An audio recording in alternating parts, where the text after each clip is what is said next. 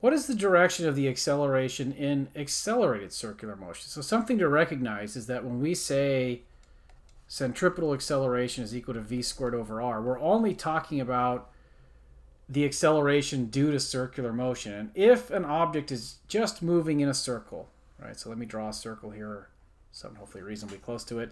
If an object is just moving in a circle and it's engaged in what physicists like to call uniform circular motion, in other words, it's not speeding up, it's not slowing down, then at each point, let's say this one's kind of going in a counterclockwise direction. If that's the velocity vector, the acceleration vector is going to point towards the center and be at right angles. But what happens, right? So again, this is like a uniform circular motion. So uniform speed, we can say, corresponds to that picture. But like what if, let me draw another circle here. And my circles are definitely not going to be perfect with the equipment I'm using here. But let's say that now we're looking at a situation, and I'll label this one as speeding up. What if it's speeding up here as it's traveling in this circle?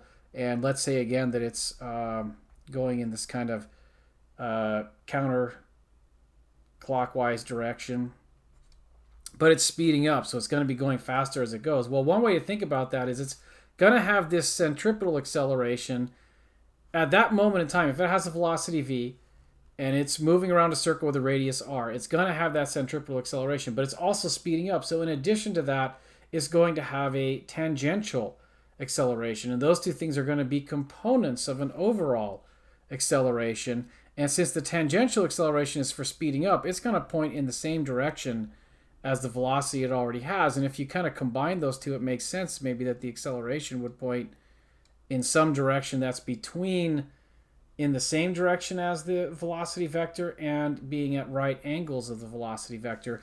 So a picture I kind of want to draw somewhere here is to say, like for this picture, like in terms of those components, I could say, hey, there was a tangential component, there is a centripetal component, and if I do kind of a head to tail addition of these two, right? So I'm going to kind of move another copy of the tangential acceleration right here. That gives me that overall acceleration. It turns out a formula you can use to relate these two is that the tangential acceleration squared plus the centripetal acceleration squared, all right, basically like a right triangle added in quadrature, is going to give you that overall acceleration. In that sense, centripetal acceleration is still going to be given by this formula.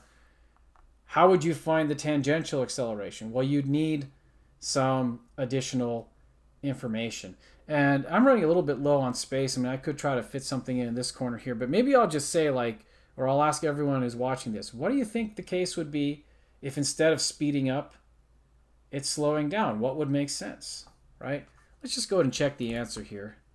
We'll see if that comes up. So here's the speeding up picture, right? So in this picture, I'm showing a cart that has velocity vectors that are steadily getting larger in their length, in their magnitude. So obviously this is, it's being conveyed to us that this car or whatever that is speeding up.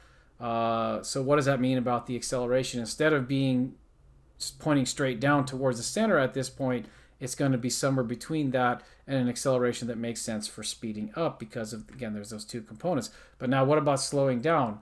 It's got to be maybe the opposite in some way, right?